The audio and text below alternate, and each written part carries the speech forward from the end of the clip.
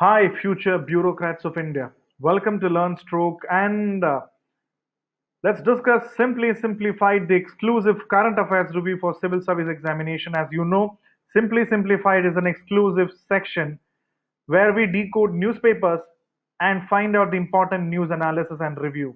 So, you're doing this review with me, Arjun R. Shaankar, your mentor, and let's discuss the most important points or the important topics that we have to cover in today's important session.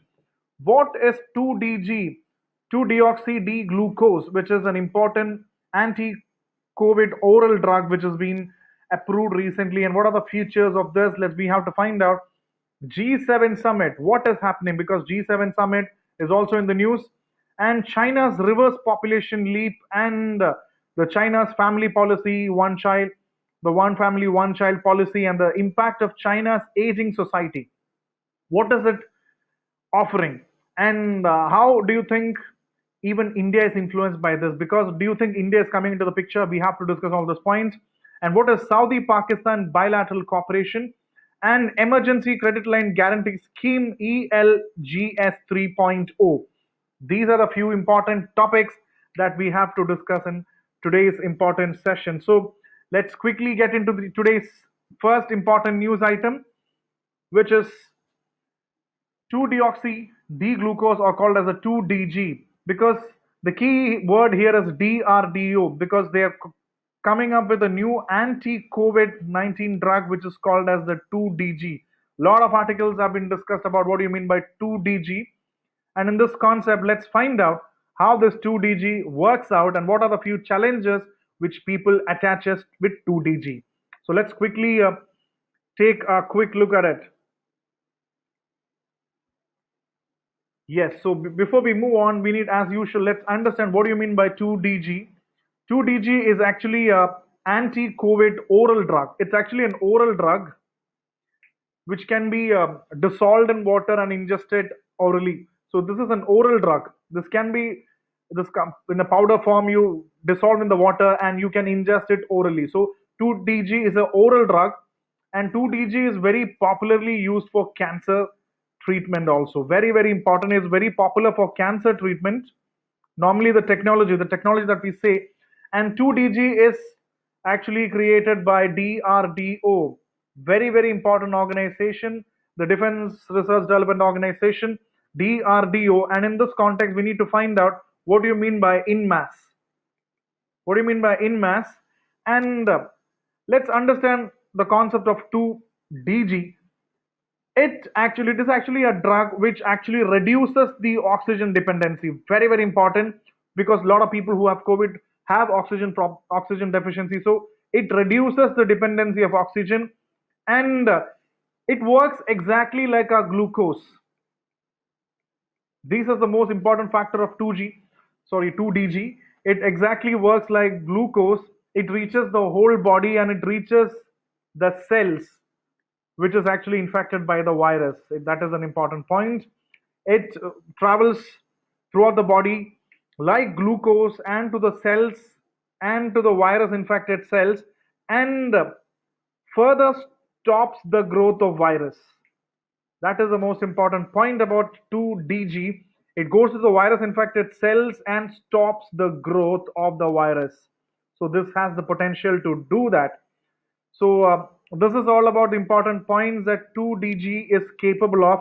And now let's quickly find out the important points and take a close look at it. So DRDO's new anti-COVID, it's an oral drug. The point is, I told you it's an oral drug, and it is 2-deoxy D-glucose is the full name, and it has got the approval from Drug Controller General of India, the DCGI, the Drug Controller General of India. They've got the official confirmation from them, and this is normally the 2DG is normally used in the moderate type of cases, moderate to severe. Normally this drug has been administered for people who are in the moderate to severe category, and it reduces the supplemental oxygen dependence. I told you it reduces the oxygen dependence. And in mass, what do you mean by in mass? In mass is DRDO's leading laboratory, which is called as Institute of Nuclear Medicine and Allied Sciences. So when next time when you see somewhere in mass, it is DRDO's official lab. So that makes it popular. And these are some of the important points, and let's quickly find out the other important points. This is the point that I told you. The 2-DG halts the spread of COVID-19 inside the body cells. It is just like glucose, it spread throughout the body, reaches the virus infected cells and prevent the virus growth by stopping viral synthesis. That is the reason why I said this drug goes and stop the virus growth. So that is the key important point that comes here. And the next important point, the drug also works on virus infection and dependability on oxygen, that decreases the oxygen dependability, a very important point. And it is actually in powder format, and it is ingested orally by dissolving in water, so you can drink it actually.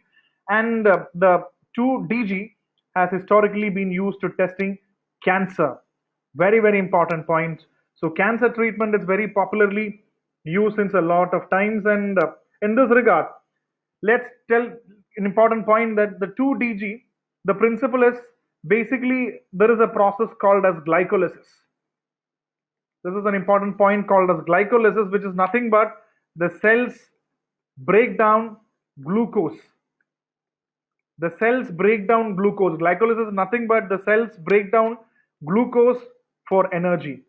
For energy, the cells, and this drugs, the drug that we're talking about normally inhibits glycolysis.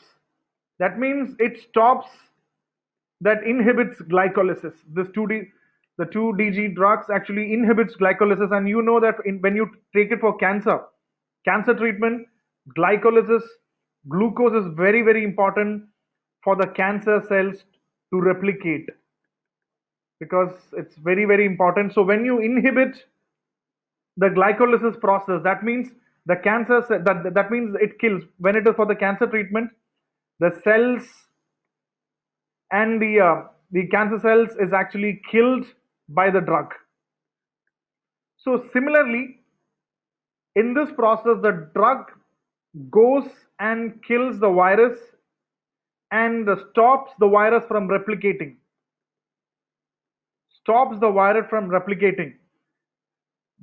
In that case, it inhibits glycolysis and prevents the virus from replication. So this drug can inhibit glycolysis. So this is the important point that we have to make at this point. And let's quickly understand the basic mechanism of the drug involves inhibiting glycolysis, or the ways in which cells break down glucose for energy. So this can inhibit, the key word is inhibit glycolysis.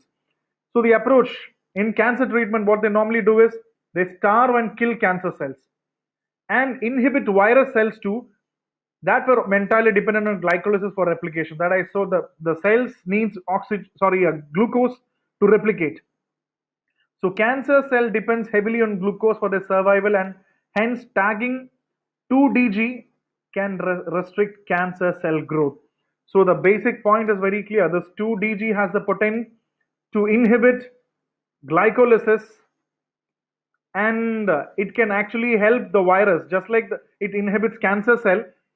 It can inhibit the virus for the COVID. It can inhibit the virus from replicating and using the glucose. So that is the most important, and it can also bring down the dependency of oxygen for patients. So this is what we call as the 2-DG, which is very important for the COVID treatment. So this appeared in the news item. So let's read more about this. And the next important news is G7 summit, because G7 is actually in the news, and we need to know about what you mean by G7. And the news is that the PM Modi will not travel to UK for the G7 summit, because there is already a G7 ministerial meeting happening in UK, and that is something that was in the current affairs. So in this regard, you should know what you mean by in quick, at least you found a word called G7.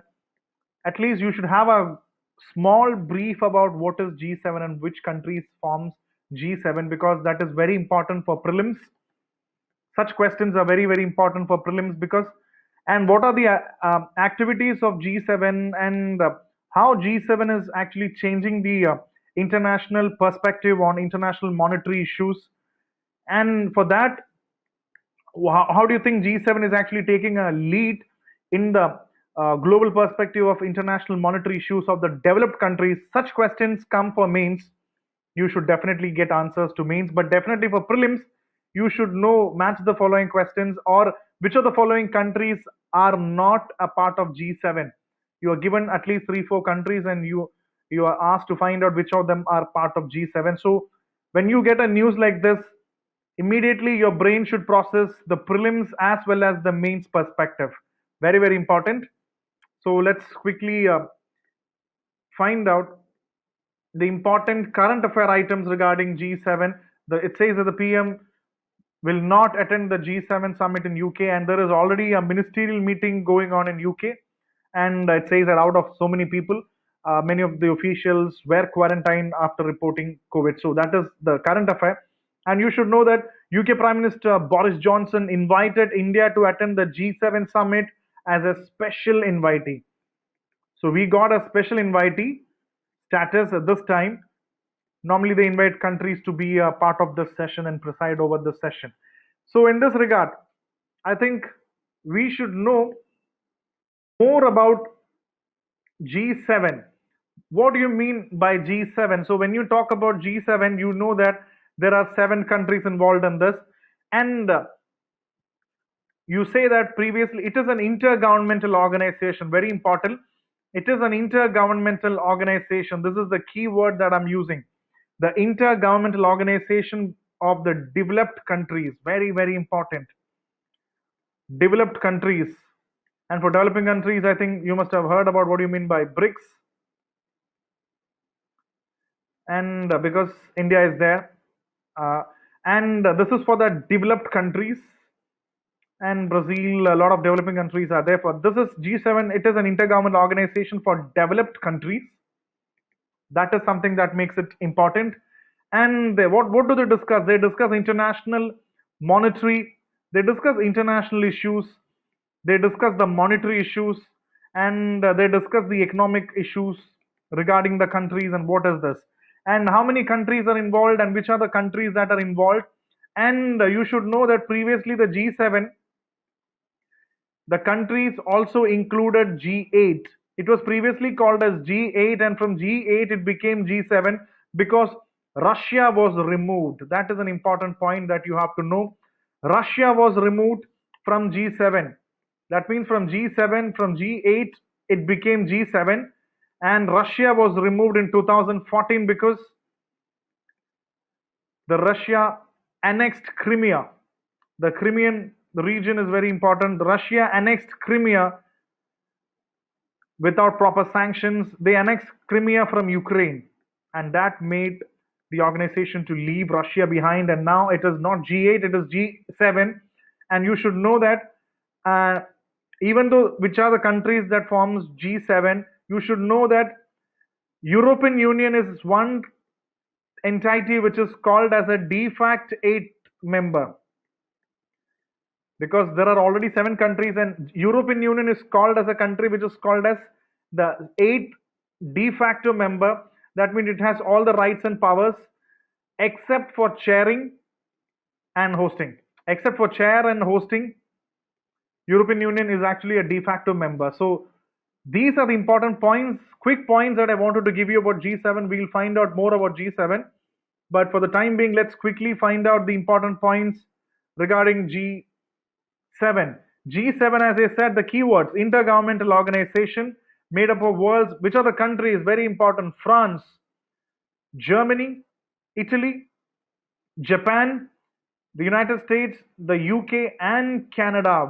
Please try to remember the names of the country: France, Germany, Italy, Japan, United States, UK. So this is 1, 2, 3, 4, 5, 6, 7. So France, Germany, Italy, Japan, United States, UK, and Canada. And European Union is sometimes considered as a de facto 8th member of G7. And I said it has all the rights and responsibilities of full members except to chair or host meetings. That is the key point that you have to remember here. And what is this intergovernmental organization? They discuss international economic, and monetary issues around the world, and each member taking of the presidency on a rotation basis. So you can actually take the presidency on a rotation basis. And previously, as a G8 2014, Russia was removed after annexing the region of Crimea illegally from Ukraine, so they left behind Russia. And now it is G7, sometimes and most often with European Union as a de facto member, and obviously you have special invitees. So this is how it works. You have special invitees, and this time it was India was also a special invitee in this.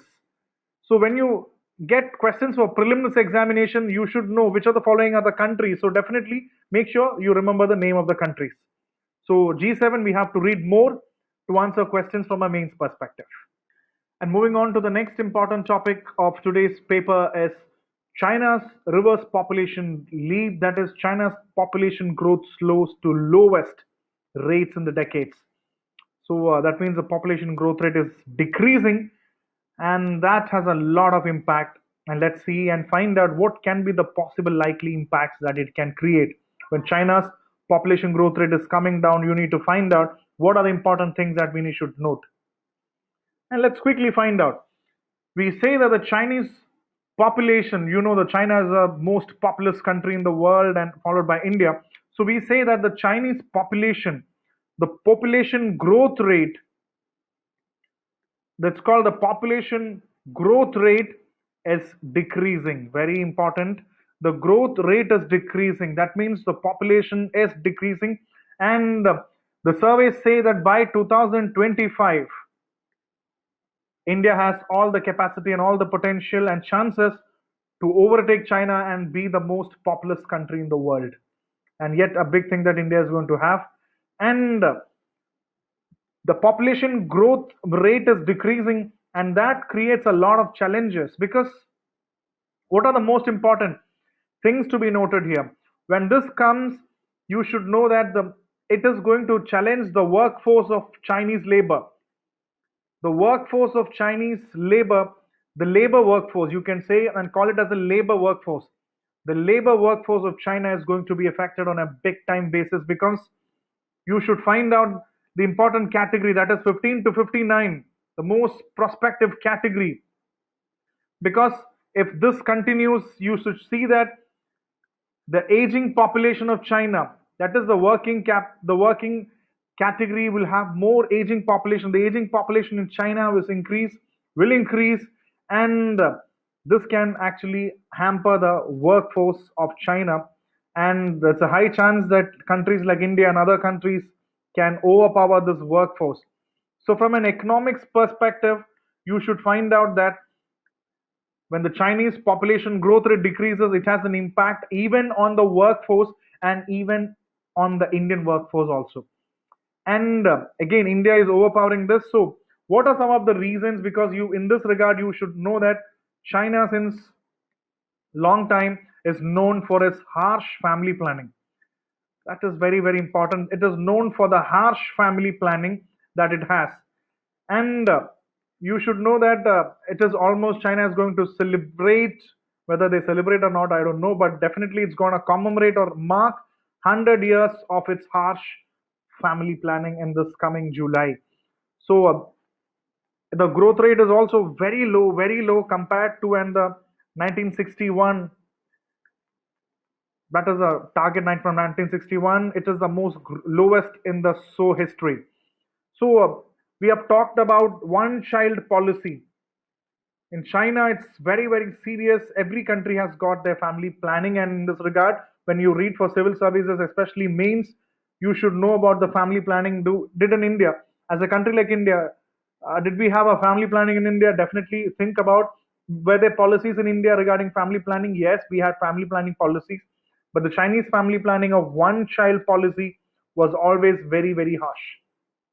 And the surveys and reports says that all these could have affected the low or the declining population rate or the population growth rate in China. And I told you that it can hamper in many ways. And the most important, the workforce can be influenced. And remember about the workforce, and also about the concepts of aging population of China. That is also a serious concern.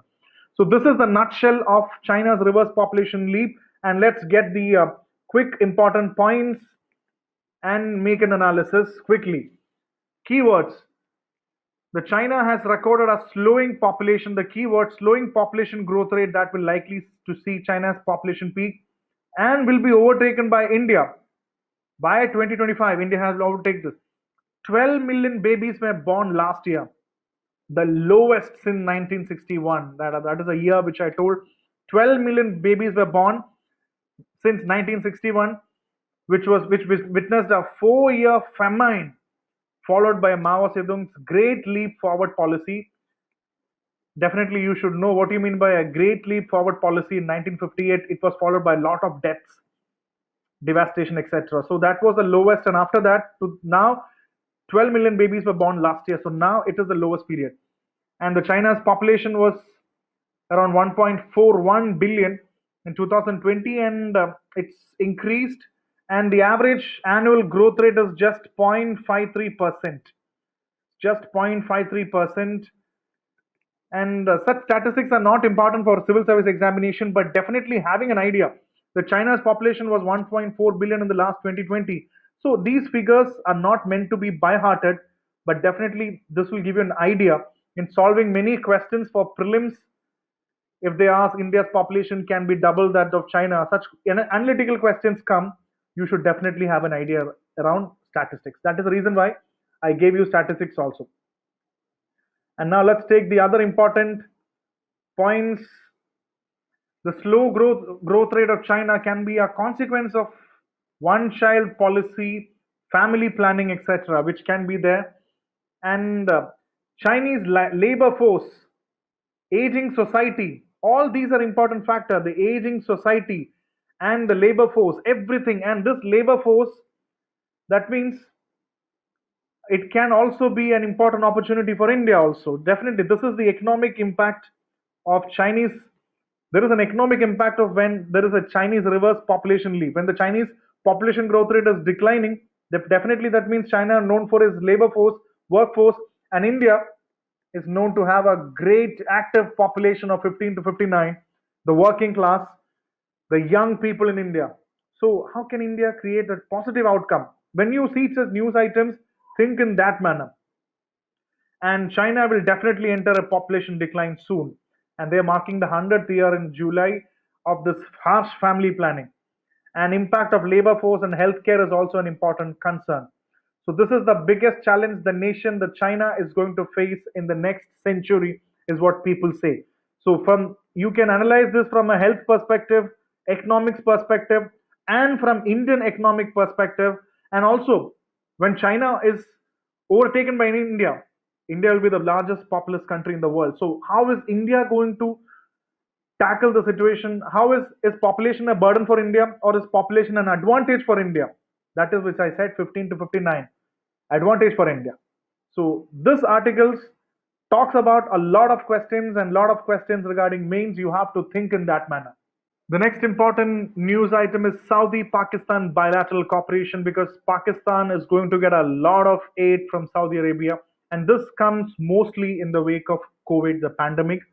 A lot of help has to be given to Pakistan in this regard, and let's see what they offer and quickly find out what are the most important things in this regard. Quickly, it's a small topic, so let's see. Basically, they have signed 118 humanitarian projects. What are regarding food security, health, education, and water. So basically, all of this comes under the wake of COVID pandemic, and they even get its total of whopping $123 million, and 118 humanitarian projects have been signed.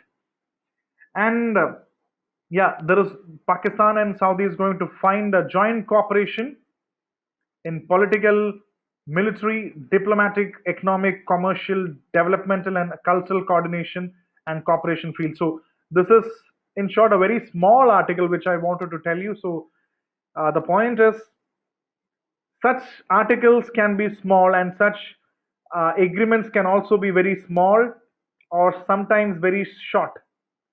But such topics are very, very important for mains perspective, especially from the perspective of international relations, Whenever you get an opportunity to write an answer in essay or especially an answer in GS paper 2 for your international relations, whenever there is a question or whenever there is a power formation or a political equation that you draw, very important, this understanding is very important even for your interview also.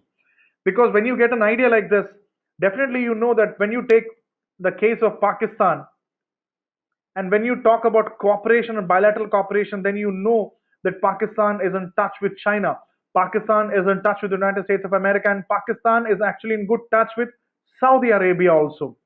So next time when you see that India is actually making a small relationship with Saudi Arabia, that means India is also creating a relation with Saudi Arabia.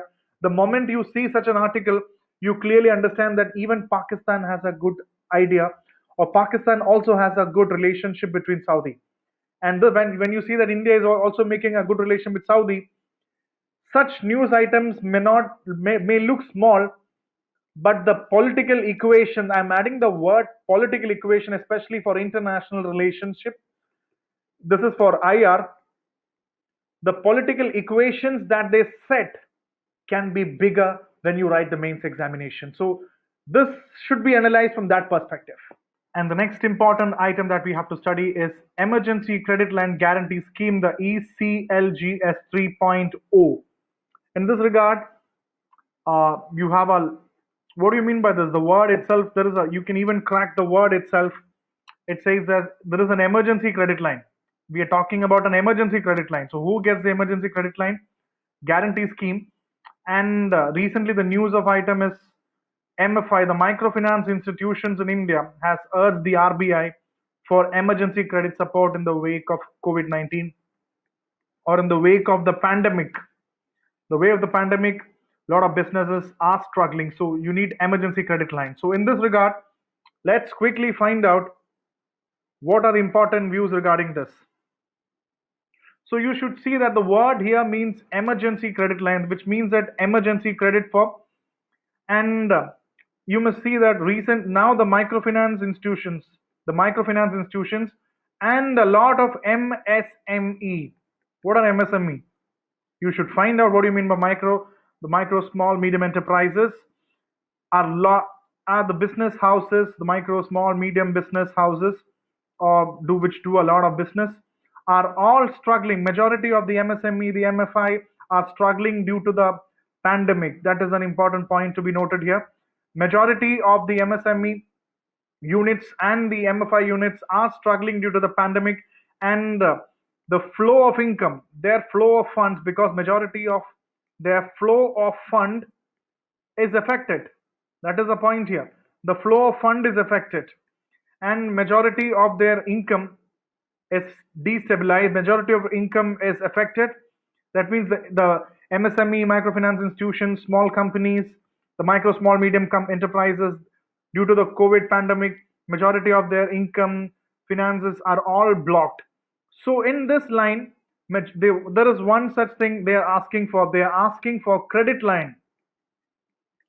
They're asking for credit, or they're asking for loan. So they're asking the banks, the financial institutions, NBFC, for credit line or immediate loan, which is actually 100% guaranteed loans, or collateral free loans. That means collateral means you don't have to put any documents, your house, any solid documents. You don't have to put a collateral. And banks give them moratorium. What do you mean by moratorium? That means you don't have to pay the interest on the principal. You don't have to pay back the money. So you get a moratorium for say 1 year, 2 year, depending upon the projects that you do. You don't have to pay back the money for at least that time. So this is the big thing that government can help the MSME sectors and other institutions and business groups who are affected with the pandemic. All you can do is give them credit line, give them moratorium and good repayment options, so that they can manage, they can float their business in the bad times. So this is basically for this. There was a first ECLGS version 1.0, and then there was a version 0.2, and now there is a version 0.3. So you need to find out what is this emergency credit line, and this was actually created as a part of the Atmanirbhar Bharat. So Now this is the premise. I hope you understood this concept. You have MSME, many thousands or hundreds and thousands of units across the country who are actually suffering from the pandemic. Either they are affected with the funds, they don't have the flow of funds, they don't have the income. So what they need is they need credit lines or loans without collaterals, which will help them float in the bad times. And they also get moratorium. That means they don't have to pay the interest, they don't have to pay the principal back of the loan. So these are some of the important quick points that I wanted to make here. And now let's quickly move to the important points that we have to discuss. Recently, the news is RBI, many of the microfinance sector has reached the RBI for credit line, emergency credit line, and RBI recommended the Credit Guarantee Scheme 3.0 as it might boost the confidence of banks in the present uncertain times to lend the microfinance sectors with loans. So the banks, RBI asks the institutions, financial lending institutions, to give money as emergency credit in the time of COVID. So this is an important first point to be noted. So this was, again, you must have seen that there is a 1.0 version, 2.0 and 3.0. So this is actually a news in the PIB. And now let's take a quick look at the important points that we have to make in this regard. Yes, the emergency credit line is actually a 1, 2 and 3.0. It's an emergency credit line. And 100%, what is the features? 100% guaranteed coverage to banks, NBFC and other institutions to extend emergency credit. So banks, the NBFCs, financial institutions will get 100% coverage of the loans that they give. They have to give emergency credit immediately. And it was launched as a part of Atmanirbhar Bharat Abhiyan. It was launched as a part of that. So these are the important quick points. And the next important points, we have to take a close look at it. It is actually, initially it was 3 lakh crore collateral free. That means I told the word collateral free, you don't have to put any amount of documents. Sometimes the most accepted collateral is your property, etc. You don't have to put that. And you get guaranteed loans to MSME units to mitigate the distress caused by the corona-induced lockdown, because lockdown has destroyed, as I said, a lot of flows and income of MSME business units have been hit. So to compensate that, you need emergency credit line. And for the banks and the financial institution, that is 100% guaranteed cover. That is a covered, guaranteed cover. And that was the first 1.0. And in November 2020, Nirmala Sitharaman, the finance minister, created the ECLGS 2.0. Initially it was 1.0 and they created 2.0. And the Kamath committee, very important, the Kamath committee, what if you get a prelims option, a statement or a match the following? The Kamath committee was related to this also, and they identified 26 stressed sectors which can avail emergency credit line. And even healthcare sector was added. And this is the 2. That means the Kamath committee, and they added 26 stressed sectors which can get emergency credit line. And in 3.0, March, the scheme was valid in March 31. And in ECLGS 3.0, business enterprise and hospitality, travel, tourism, leisure, sporting sectors can get the credit line. So basically, emergency credit line, I think you got the point, MSME. And many sectors are now given loans, collateral-free loans with moratorium, so that they can ultimately balance their business in this pandemic. So this is an important concept of emergency credit line guarantee scheme 3.0, 1.0 and 2.0. Yes. So this is the important news item regarding that.